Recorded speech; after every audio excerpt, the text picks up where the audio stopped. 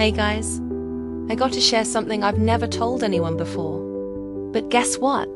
You're not alone in this. That's the real deal. Hi everyone, this is the Real Room podcast with me, your host Ross, and today we have Morgan, our special guest. So, Morgan, please can you introduce yourself? Oh, sure. So I'm a performance and mindset engineer. Basically, what I do is I help high achievers and people that feel a little bit stuck in their life break free from burnout and autopilot so that they can create lives, careers, lifestyles that they enjoy waking up to. Basically, what I do as a certified life mastery consultant is most people live on autopilot, and I teach you how to live on purpose. Thank you. That's a fantastic introduction. So, what made you get into, this? I want to say like this creative mindset.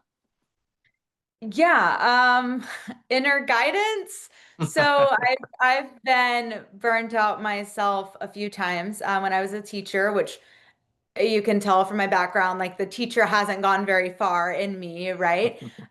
So when I was a middle school, public school teacher, I got burnt out from that. And then I started my own business in real estate, and I was working 365 days a year. I was paying my team members to have paid vacation, but I wasn't taking any time for myself. And so I started to get a little burnt out again. And these principles that I now teach found me. I was not out there like looking by any form or fashion for this. I didn't even know this was something that really existed. I happened to be at a networking event and a gentleman was sharing a little bit of this information with me, and I was just like, wow, that's like the missing piece of what I've been doing and like what I felt like I needed in my life. And so I went home and I looked at what he was, telling me, the mentor that he had, and I enrolled in a structure of support with her. And as I was a student in that work, I shifted my life from the inside, and that began to shift everything in my life on the outside. And after I was a student for some time, I kept hearing these two little words that scared the crap out of me. Teach this. And I was like, no, I'm busy. Like, I have this whole other business. I do not want to start another business. I have more than I really want on my plate right now. It was just like, no, no, I'm not going to do that.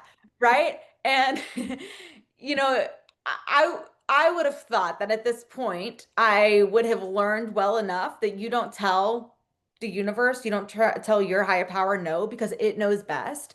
So like even when you're trying to push those voices down and you're saying like this isn't what I want to do, those voices just get louder and louder and louder.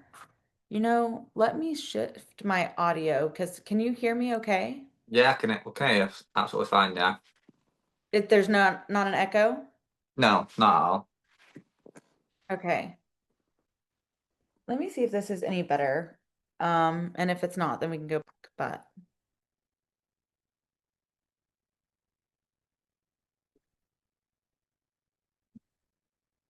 someone told me the other day this makes a world of difference. So you can tell me, does it? Sounds better with it off. Really? All right. Yeah. Well,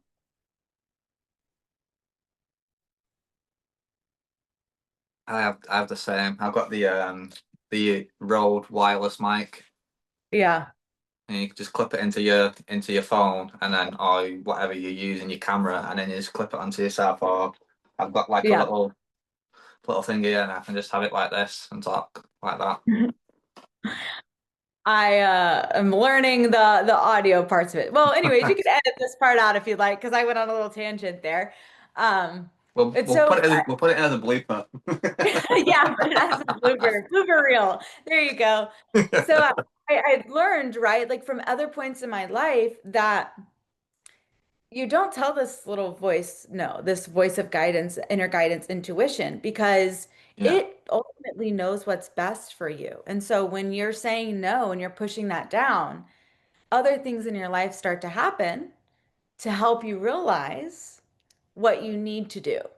And so I just started noticing for myself that I was burnt out again in my business. I wasn't enjoying it. It felt forceful. And so I reluctantly went back to school, received a certification to be a life mastery consultant through my mentor, and started yet again another business. Yeah. And at first, I really didn't want to do that, right? But now I can tell you, I am so grateful that I listened to that little voice because if you can't hear and see the passion coming through, right? I love what I do. It's the most fulfilling work in the world to help other people shift their lives and actually create a life that they enjoy because so many of us are walking around miserable and not even aware of how unhappy we are. Yeah. I mean, I think a lot of us do realize how miserable we are, but we just don't want to acknowledge how miserable we are as well. Because I think soon as you acknowledge it, then reality kicks in and it sinks in more, and then you're Yeah. like, what am I doing with my life? I mean, I do that. I'll openly hold up my hands and say, do you know what? I'm 31 years old. I don't know what I'm doing with my life. You know what I mean? Yeah. I run multiple podcasts. I co-host with other people. You know, and I think I finally found my purpose. You know, I'm a people person. I like to talk to people. I like to get to know people, like how me and you are now. You know, and I think that's my purpose. You know, and Yeah.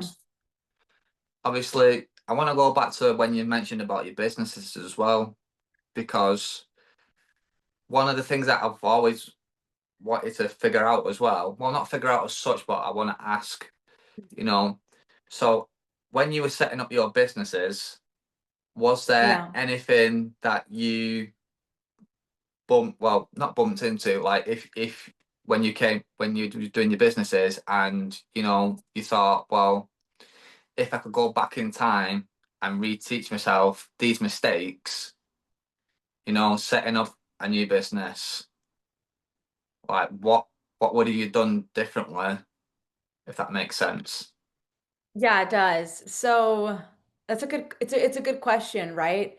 And there's kind of two sides to it. On the one side, I wouldn't do anything differently because all of those lessons that I learned from those failures, from those mistakes, from those mishaps helped me become who I am now, who I am today. Yeah, And is what gave me the insight, the experience to be able to help people in the way that I do.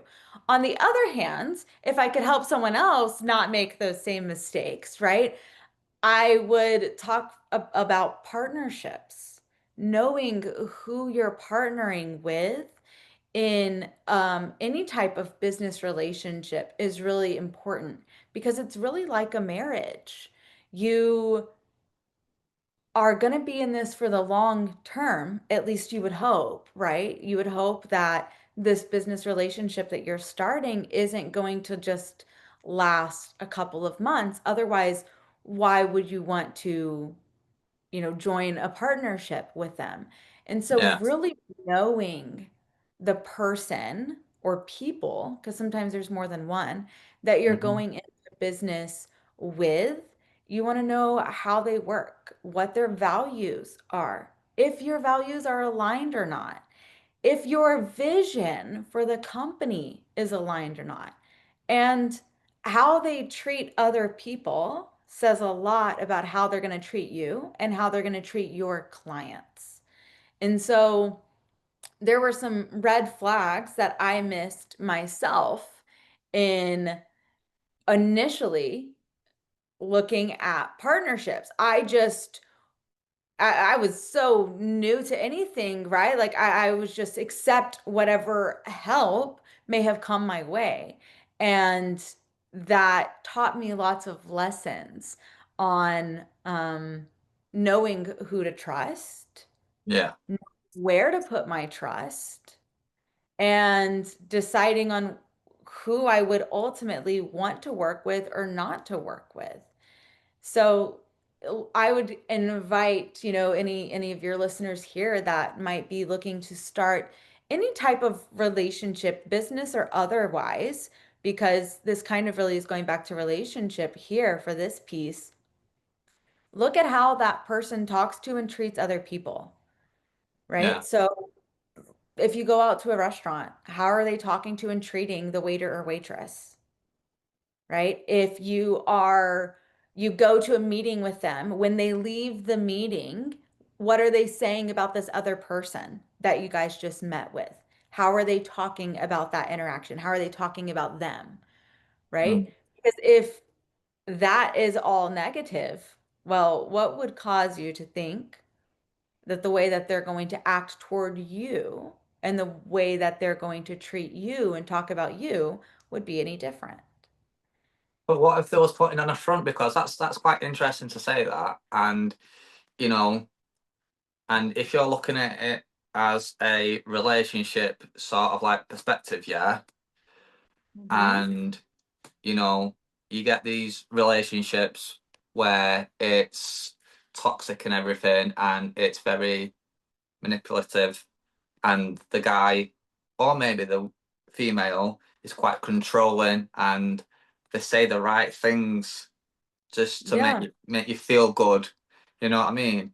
So what if they're doing that in the line of business, as a business partner? So it's hard to sniff it out and just to see through it all and be like, well, no, he's being genuine or she's being genuine or or sure. no, I don't like that. That's a bit of a red Yeah. flag. That's a major red flag for the business.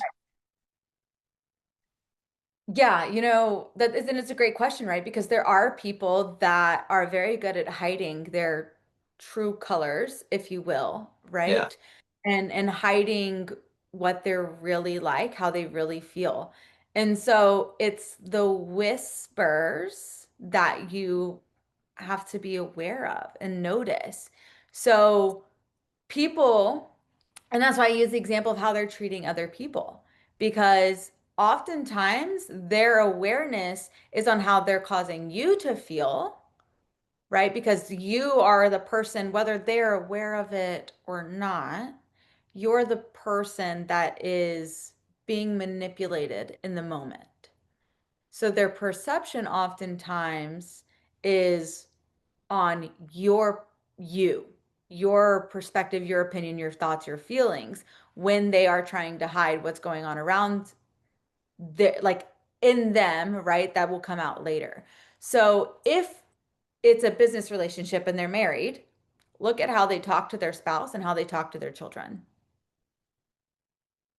right? Because you'll see they're much more comfortable in that environment already. So you'll see a Yeah. little bit more of the true colors, right? The way that if they are rude or condescending or snarky to someone that you have no relationship with, like a waiter or a waitress, Yeah. that's telling you that they don't respect people, right? I They hear think I that's hear the way that that you're and situation others quite a aren't bit as either. well. Say Do that you, again.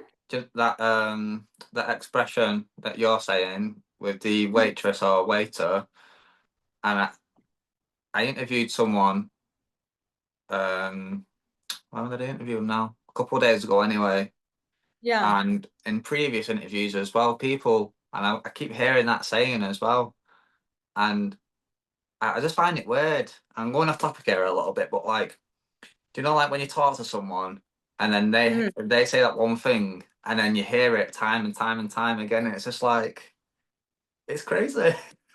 And it is probably a common example, Yeah, right? Because it's relatively easy to see. Like in business, you go out to dinner with people, you can go out to dinner with people very frequently.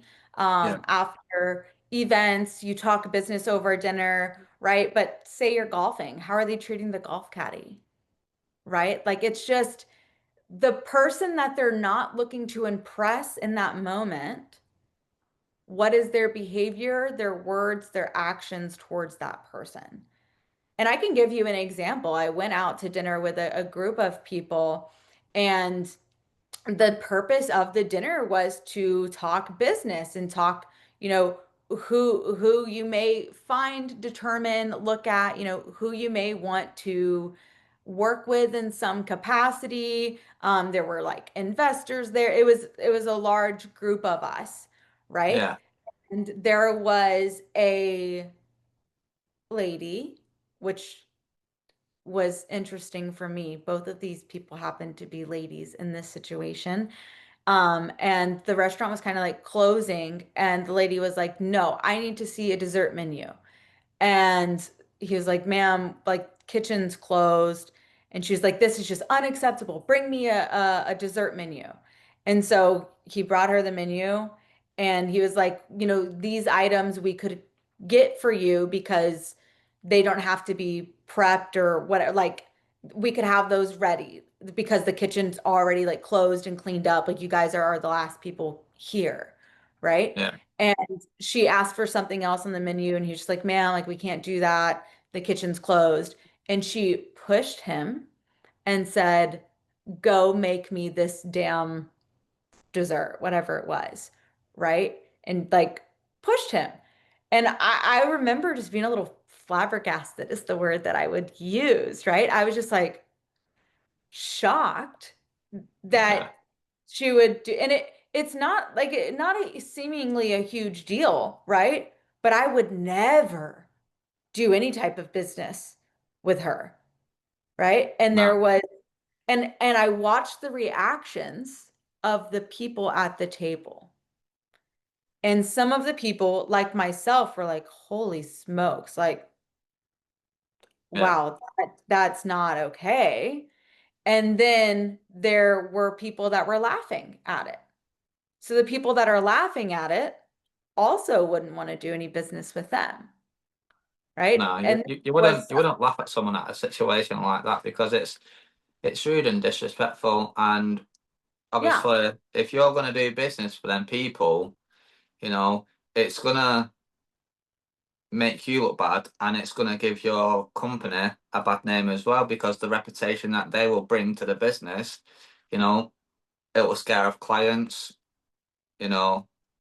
And yeah, obviously, if I don't know, say for example, you're on the phone, or if you're doing face to face, whatever it is, people won't think twice to be like, no, I don't want to do business. I don't want to hire Morgan's cleaning company. Let's say you are, don't want to hire right. Morgan's for cleans and everything because they're rude and disrespectful. And I don't want them in my Yeah, house.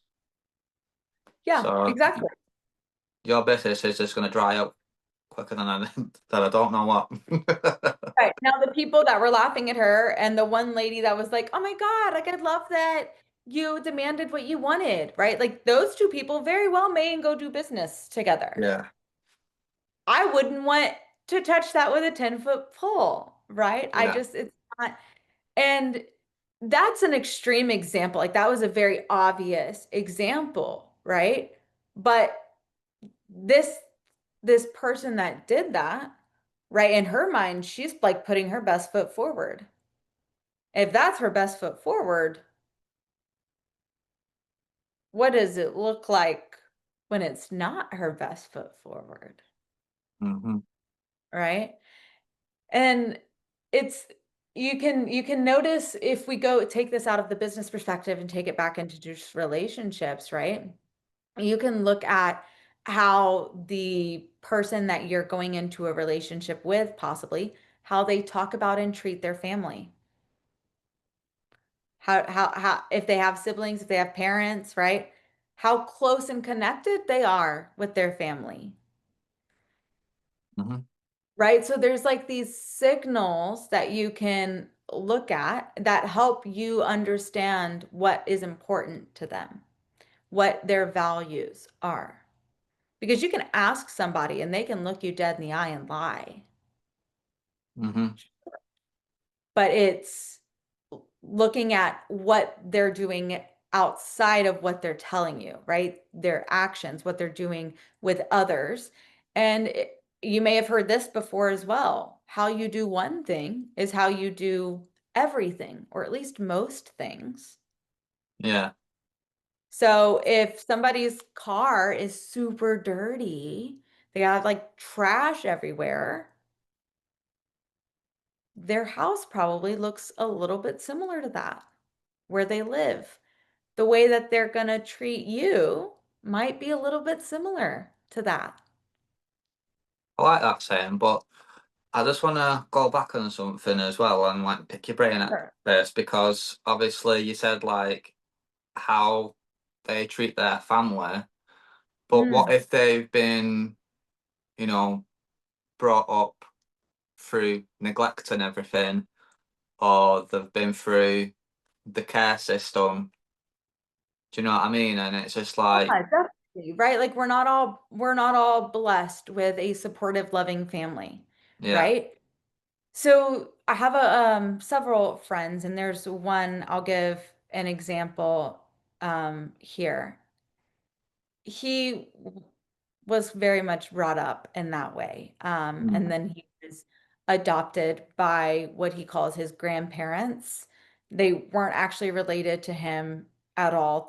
They were just much older, so he calls them their grandparents. And he does have a challenging relationship with his biological parents because of the neglect, the abuse, and just the entire history, right? yeah, When he talks about his grandparents, he talks about the love that he has for them. And whenever he talks about his siblings, he wants what's best for his siblings. And his actions show that even if it's an unskillful act, it shows that what he wants is to support his siblings. Now, there are some people that even is still a great case scenario, right? There's some people that were raised in foster home and or an orphanage or on the streets. They didn't have anybody, right? There are definitely those people as well. And so when you're looking at, okay, how could I look at this part for those people? You can look at the people they're choosing to surround themselves with, whether yeah, that be coworkers, their friends, right?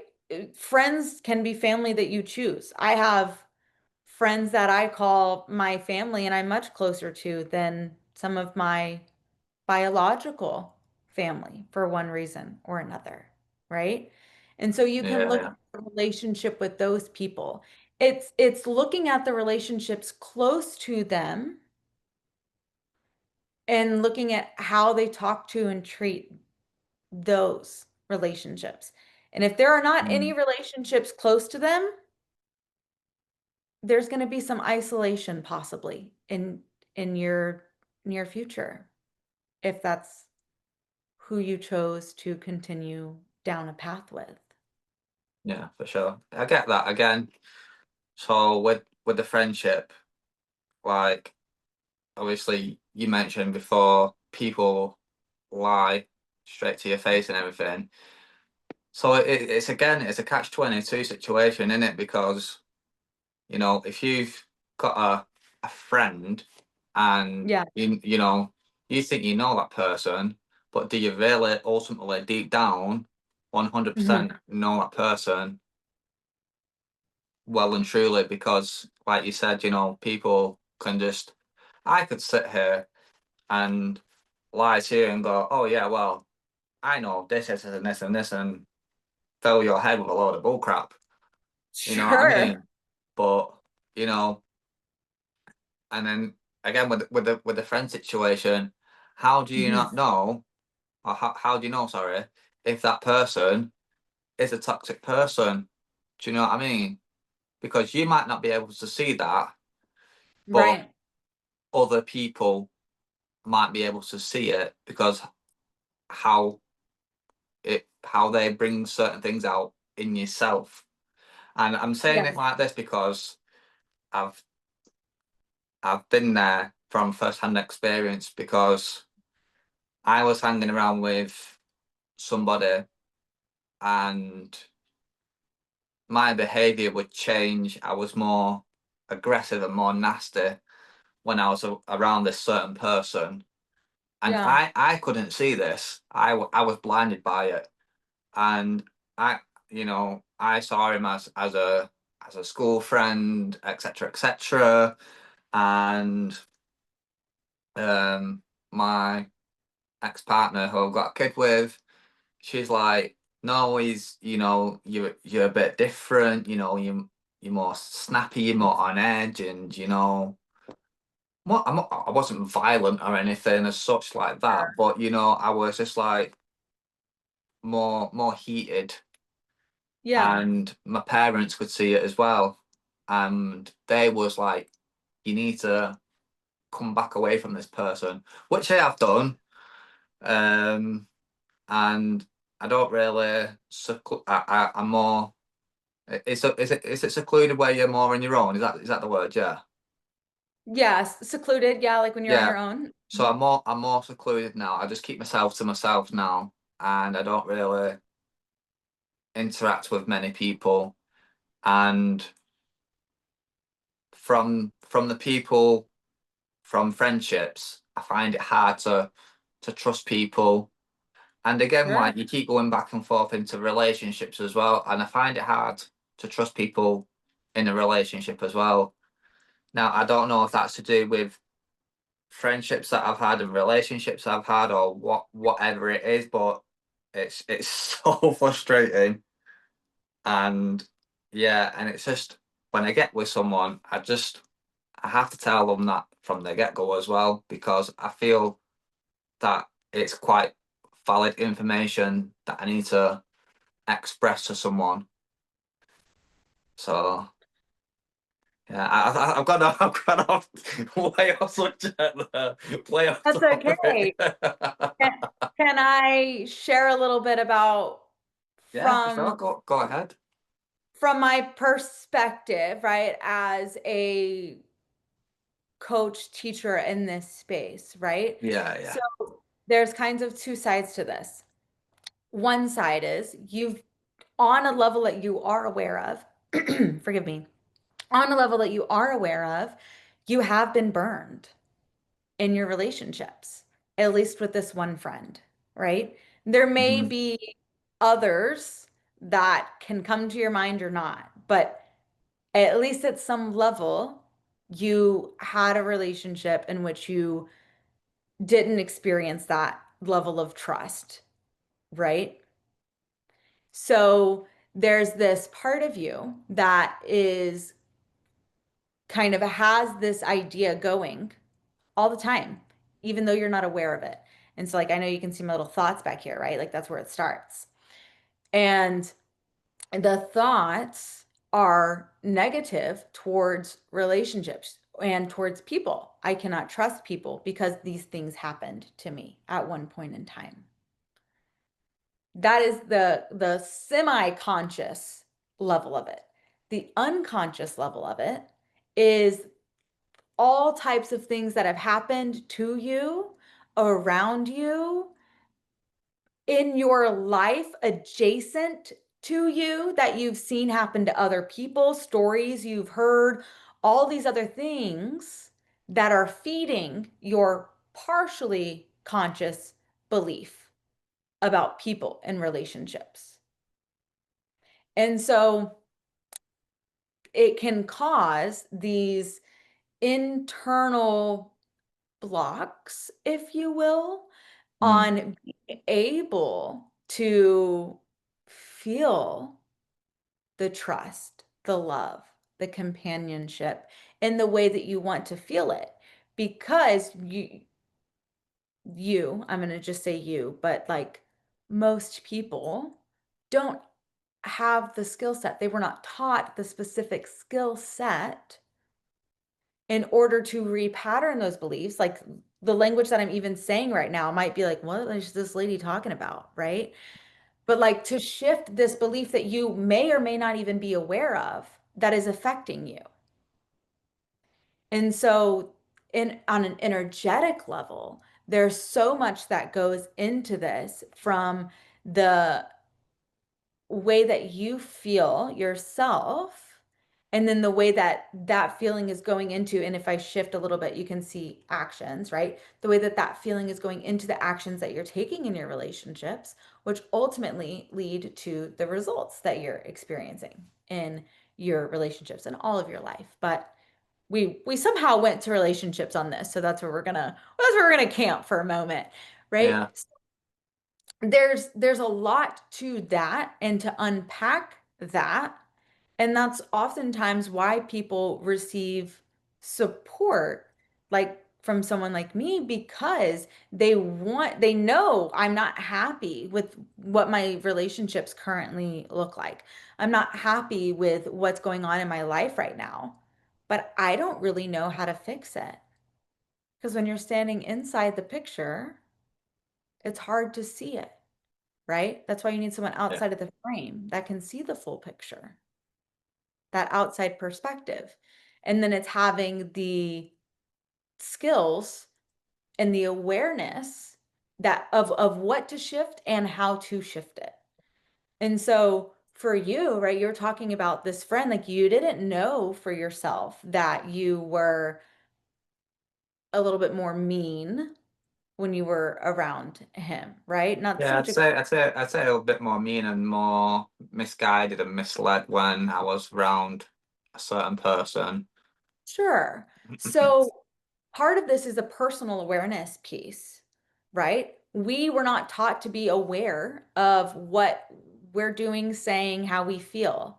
That's just not something that we were taught, right? So when we increase our awareness, we can notice for ourselves things like that. Like, oh, my behavior has shifted. The way that I'm thinking has shifted. The way that I'm treating other people has shifted. Okay, I noticed that for myself. Well, what was it that actually caused that shift? When did that shift occur? Oh, it was when I was with this person. Oh, I can notice while I'm with this person, I'm thinking, acting, being different. And you can start to notice that, but that takes an increased level of personal awareness, which is a practice in itself of learning how to be aware of ourselves, Yeah, right?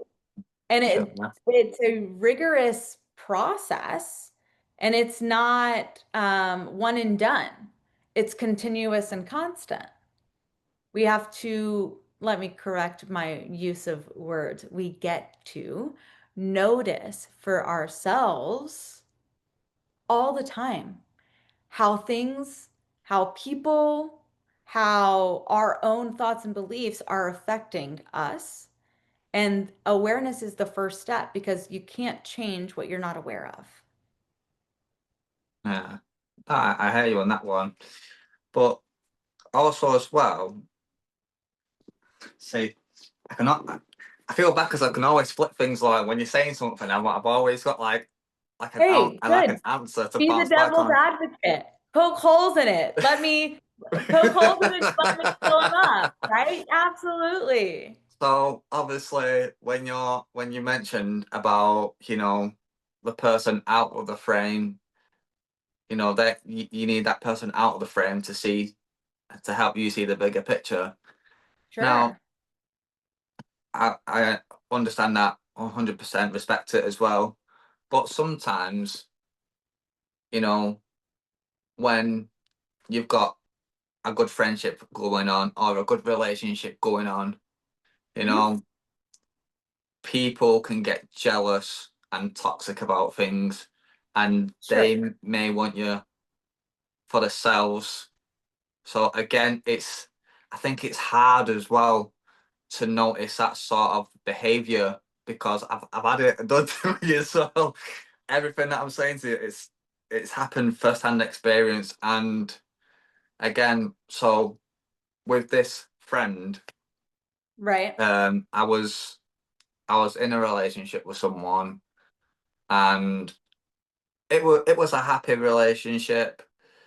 Wasn't together for a long time, unfortunately, because this friend, you know, poked his nose in a little bit too much, and I listened to them over everyone else, with some Mm. advice, and I ended up, finishing the relationship.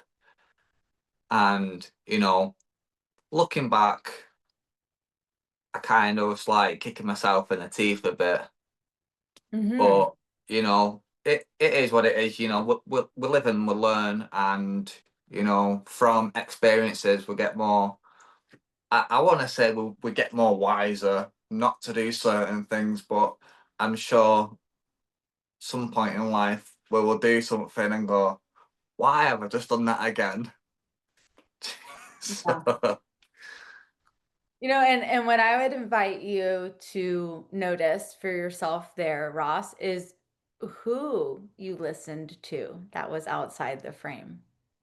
yeah, And so you're saying, I listened to this particular person, which it sounds like the other people in your life were telling you that guy was no good or gal was no good, yeah, right? And so, yes, it's not just having anyone outside the frame that can tell you, hey, this is not the full picture that you're seeing, right? Because that could be hell. It could really suck to have the wrong person outside the frame telling you something that doesn't serve you, doesn't support you, doesn't actually help you. And in your yeah. case, it sounds like maybe that's a little bit what happened there, Hmm. right? Versus having someone that, and that goes back to your trust piece, right? Who to trust, and how do you know if you can trust them, right? And so for So yeah, you, you're choosing who to trust in that situation, right? So, yeah. and I'm not going to put this back on you on your own podcast, right? No, it's fine. You can listen, right? I've already said it to the last person who I interviewed. There was like, I don't want to say anything and offend you or anything like that. And I just said, like, look, I can take judgment, whatever. Well, not judgment, but like, if you want to say something and you feel like whatever you may say or are about to say may offend me, it won't offend me because obviously we're having an open conversation. So, Yeah. you know, I'm happy. I'm happy for you to say whatever. All right. I should, not trying to get kicked off here. I'm a You guest. I'm a won't. I guest. promise you. I promise you. So for you, right, it's knowing who to trust in that. And part of maybe where you feel this, I don't know who to trust, has come from Yeah. trusting the wrong perspective before, right? And so we all, and you're not alone in this, we all have hidden blocks in our thoughts, our beliefs, and the way that we approach and view the world because of our past experience, things that have happened to us or happened around us that formulate our beliefs. And if you get burned one time by somebody, that's not going to have as strong of a reaction on you. Well, possibly, depending on how bad the burning was, right? Like what actually happened is Yeah. not going to be as bad as if there had been multiple times from that person or multiple people that hurt you. But the things that we have control over in life are ourself. We have Yes. control over our own thoughts, our own behaviors, our own feelings, our own perceptions, our own beliefs. And that is the only thing that we, in our own actions, that's the only things that we can shift, right? And for myself and for my clients, what I can tell you is that when you shift that in yourself, everything around you starts to shift too, because the way that you're looking at things is different. The way that you're looking at your own life is different. The way that you're looking at other people and their behaviors is different. And so when you increase your awareness, you go from possibly being in a relationship with someone that isn't good for you. You start to notice all these ways that they're not good for you. Hmm. And you have a mentor that can walk you through some steps to either create a better relationship or leave that relationship and create a better life for yourself, depending on which one would best serve you, right? It's your life. You only get one, and it's That's yours. it. See, when you're mentioning this as well, because like, you know, I've come across people through social media who are in like toxic relationships, you know, violent relationships as well. And how you're saying, you know, walk away from that relationship. Hmm. Sometimes it's not as easy as saying just walk away, Oh, it's definitely not as because easy. obviously people are like, oh, I love them, I care for them, they would change, but how do you know if that person will change? Because what if that, you know, the next time they hit you, what if it's the last time and you won't survive that abuse? Do you know what I mean? As harsh as it Yeah. sounds, Right. because ultimately, unfortunately as well, some people do go through them stages of relationships and of abuse, and Absolutely. unfortunately, they don't make it out of that toxic relationship. Yeah. So when I'm not, I don't mean it like when people when you say like, oh, just walk away. It's always, you know, it's not as easy as like yourself. Right. I can say it myself and go, oh, why don't you just walk away? It's not as easy as Sure. that for someone. Do you know what I mean? In that situation. Absolutely. Yeah, and saying like you can walk away, it sounds really easy, right? Yeah. But it's not. To your point, there's a lot of layers to it, right? And in human behavior, we naturally do not want to change, which sounds a little different than maybe what you would expect because we experience change all the time. But we can be extremely uncomfortable in a situation.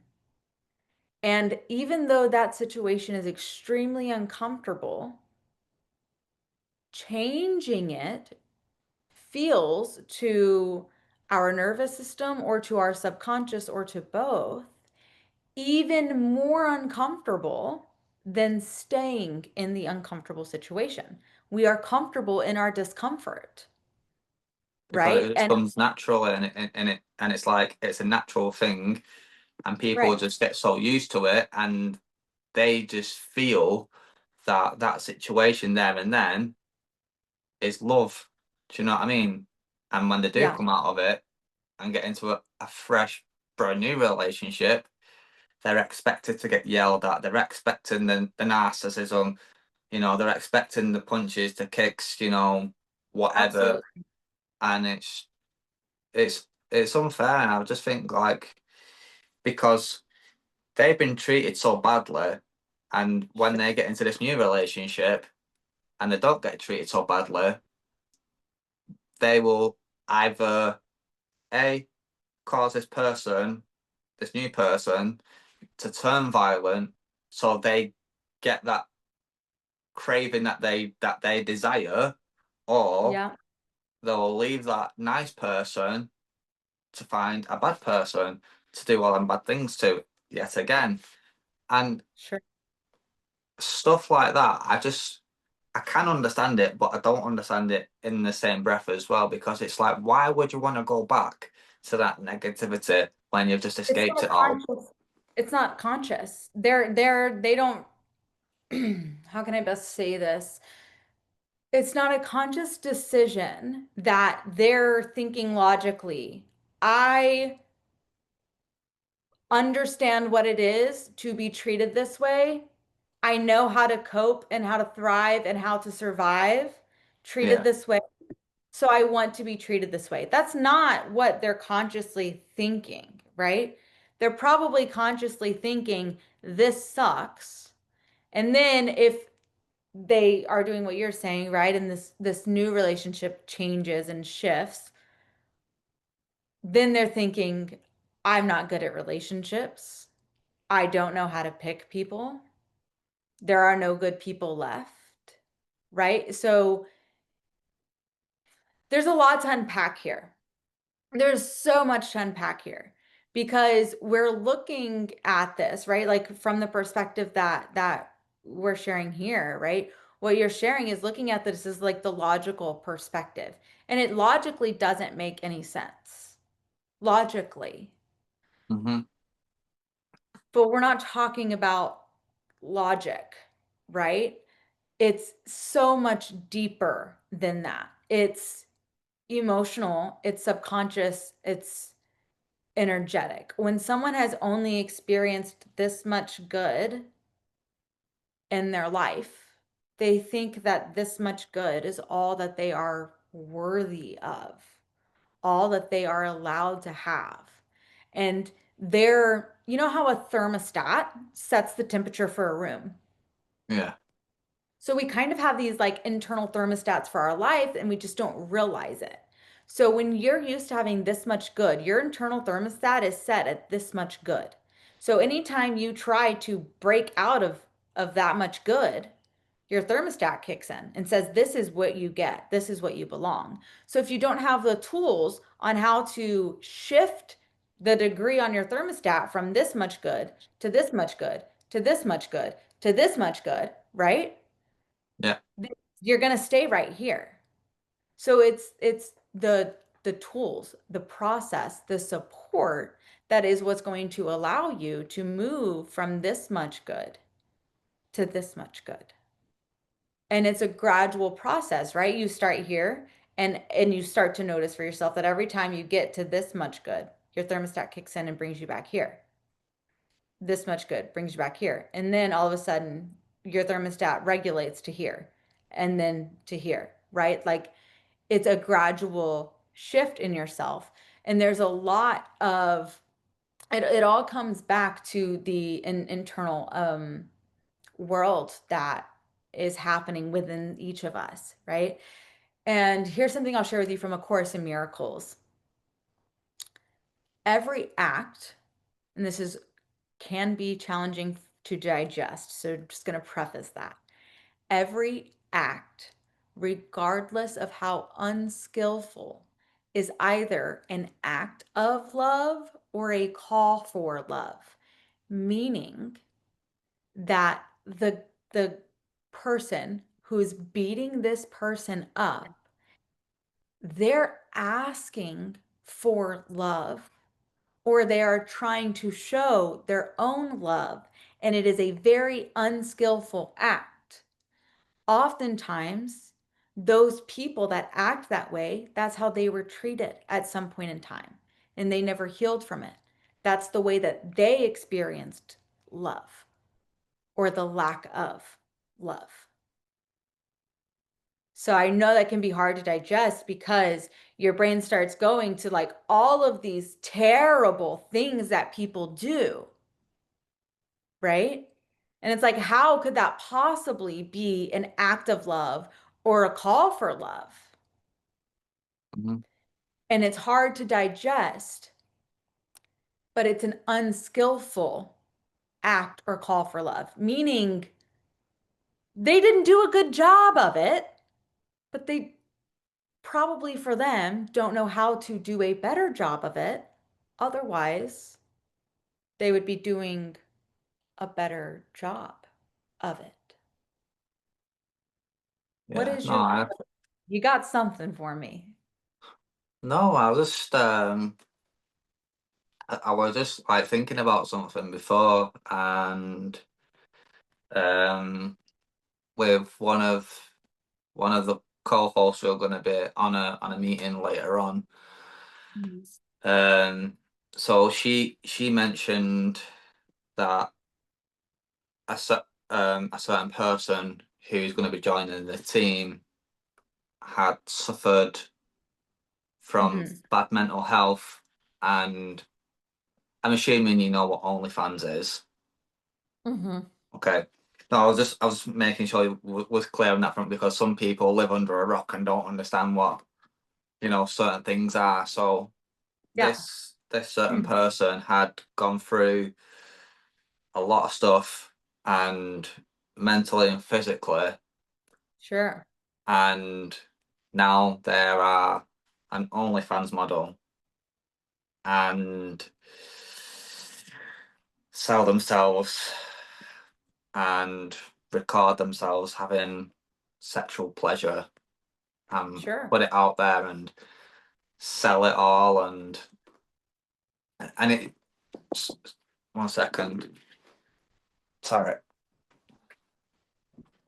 When did you get back in? Been back in for a bit. I'll come back to you in a bit. I'm just on a Zoom call on some meeting thing. Oh, yeah. Yeah, I'm doing my podcast. I'm downstairs in the meeting. Yeah, I'm just doing my podcast, mate. In fact, I'll come back to you in a bit, yeah. See you later. In a bit, mate.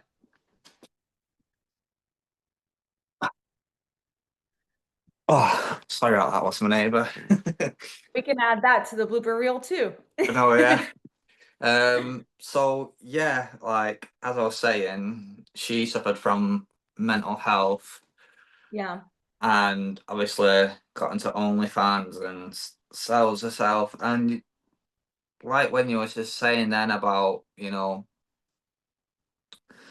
they've gone through some traumatic stuff and they're crying out for love, or that's how they show love.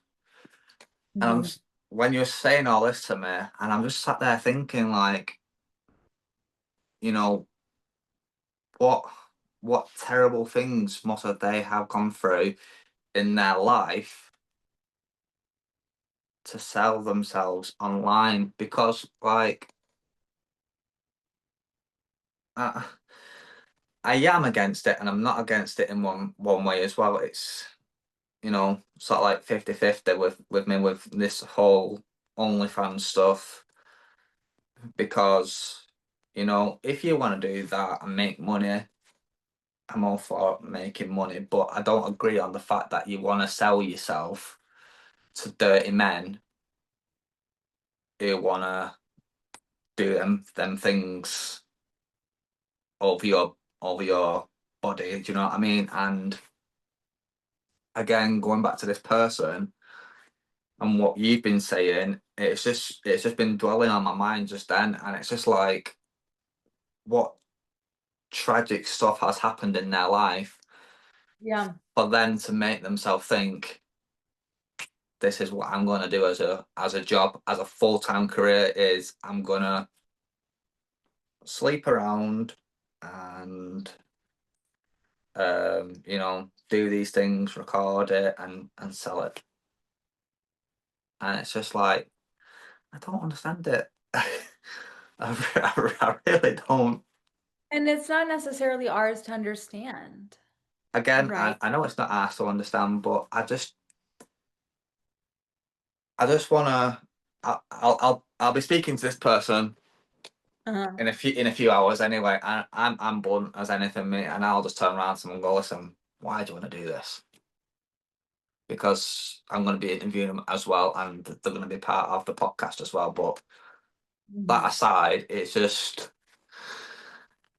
I don't understand why people do these sort of things for the OnlyFans side of things, and not all of them have had a bad upbringing. They've not been through the traumas and everything, Sure. but they just want to sell themselves. And some of them, they're like, I just want to feel good. And I get you want to feel good. Everyone wants to feel good. You know, you get to a certain age as a female, and you know things start to go downhill from a certain age. I understand that, fully understand that. You have kids, your body's not the same. You've got stretch Mhm. marks. You've put on a bit of weight. Again, I understand that. But filming yourself having sexual intercourse with someone, selling it, I don't think, me personally, I can't understand how that makes you feel much better. I couldn't tell you what's going on in their mind, right? I'm not a mind reader. There are people that can do that, apparently. I'm not one of those. So I couldn't tell you that, right? What I would say about it is, for yourself, right? Notice that there's seems to be just a little bit of judgment behind it, right? And at the end of the day, is it hurting you? No, I'm not like I'm not judging them Mm-hmm. as such, but again, it's not hurting me. Yeah. But I just I know we're going way off topic here. Yeah, we did. We jumped to OnlyFans, way off topic. And so, I mean, I look at it like this from this perspective, right? There is a human trafficking problem in Yeah. our world, right? Those people are not doing it by choice. They are being stolen, drugged, and forced, right? Yeah. That whole different thing, right? Whole different thing. And it would be wonderful to put a stop to that, Hmm. right? Still, at, if we're considering this call or act of love, very unskillful. But the people that are abusing these people, these people who have been trafficked, right? It's a Yeah. very extremely unskillful act of love because they don't feel love somewhere else, right? That, though, is completely different than somebody who is choosing to sell themselves one way or another.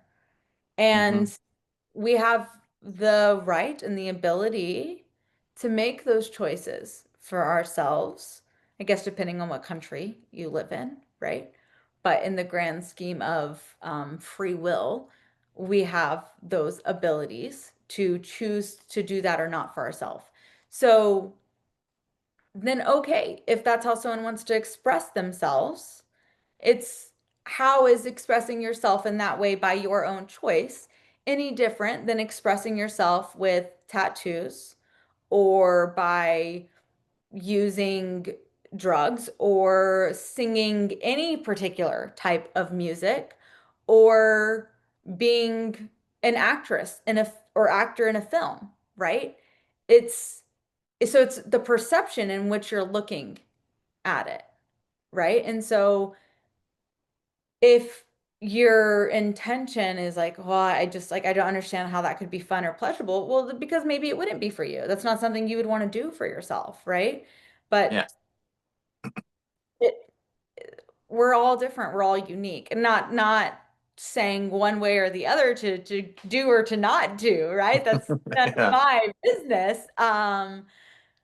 But if it's a choice that you're making, then and it may be that there was some type of trauma that happened for them that caused them to feel this way, or some terrible things that happened to them, or maybe they just have a different view on nudity and sexuality and intercourse, and it doesn't feel like a bad thing to record and publish it because what their thoughts are like, this is a great way to make money and pay my bills, right? So it's a perception thing when it's a choice. It's when that's not someone's choice that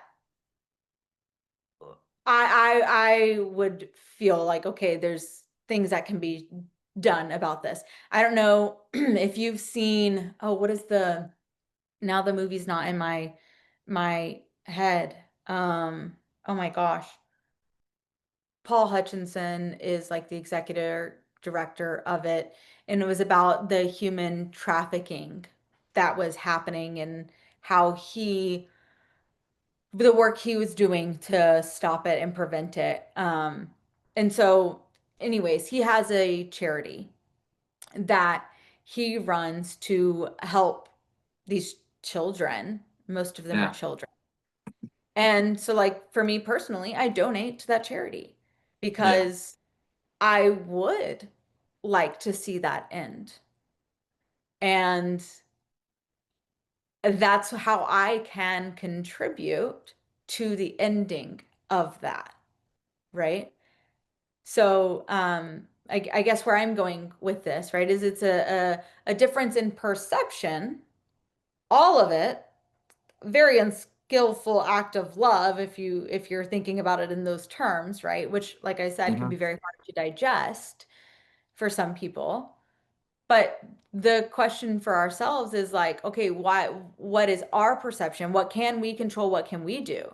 So what someone does on OnlyFans, whatever, I don't look at it, so it makes me no difference, right? Like I don't know what's going on in their thoughts because they're not sharing them with me, right?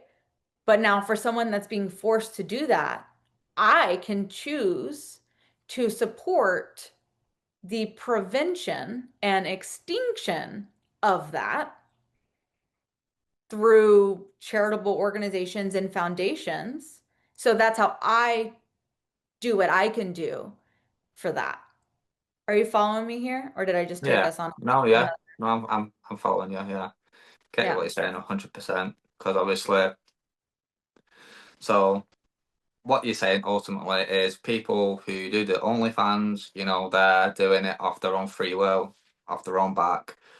Yeah. And, you At know, least from my understanding of what OnlyFans is, I could be wrong, right? But from my understanding, it's of and their then own free. obviously on the other side, you do have people who are coming in, into you know, that sort of industry and they are being forced to do it, like you said, they're being drugged to do it, they're being kidnapped and, sort of like, if you don't do this, we'll either end your life or we'll know where your family is, we'll come for your family, XYZ. So if you don't do this, this is going to happen. So do it and nothing's going to happen.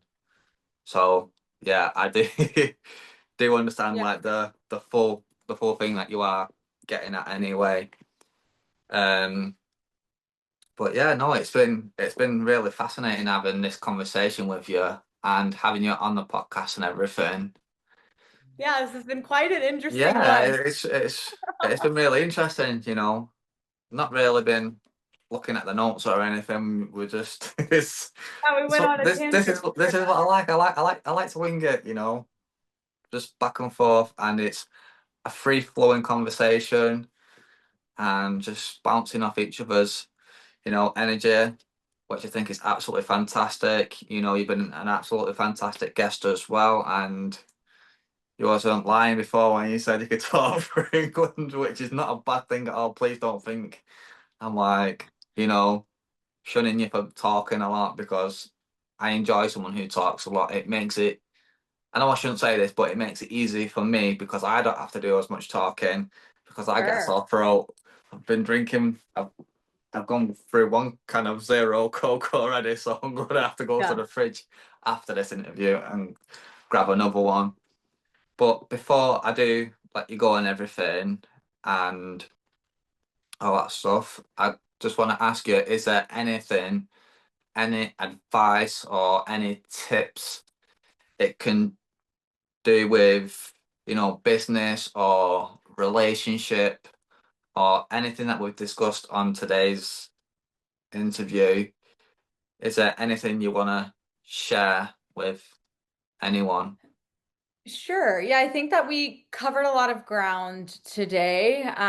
There were definitely some golden nuggets throughout this recording, right? If you go back and listen to what stood out to you.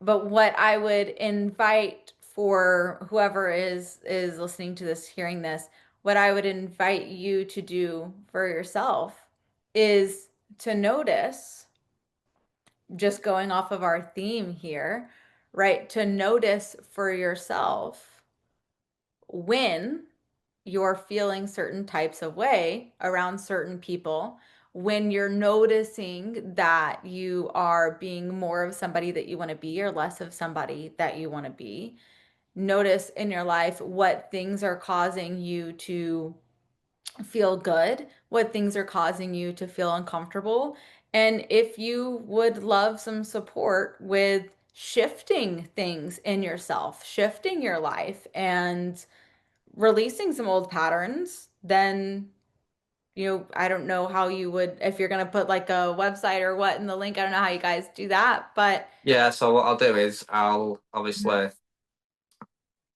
after the interview and everything, I will email you and ask for all your information details, and I'll put the links into the description. So, website, Morgan's website, hyperlink it, Facebook page, podcast, YouTube channel, all them links that you want me to put in, I'll ask you for them after the interview anyway. So I'll let you continue. Perfect. So there you go. The website will be there, right? On our website, we usually host like a virtual webinar. So from wherever you are in the world, you can tune in. It's a complimentary webinar that we host once a month to help people even know how to begin to shift things for themselves and even consider what they want their lives to look like, because most people spend more time planning a weekend than they do planning their lives. So I know that was a lot at an ending, but notice what's going on for yourself and consider, receiving some possible support and shifting things if you would love to shift your life. Thanks for that, Morgan. Anyway, and like I said, it's been an absolute pleasure for having you on the podcast, having you as a guest as well. And it's been quite an interesting conversation. To say And the least. yeah, I hope I can get you on the podcast again and we can discuss some more things and yeah, go from there really. Yeah, from business to sex trafficking. Here we go. Yeah, thanks for that, Morgan. All right, bye. Cheers.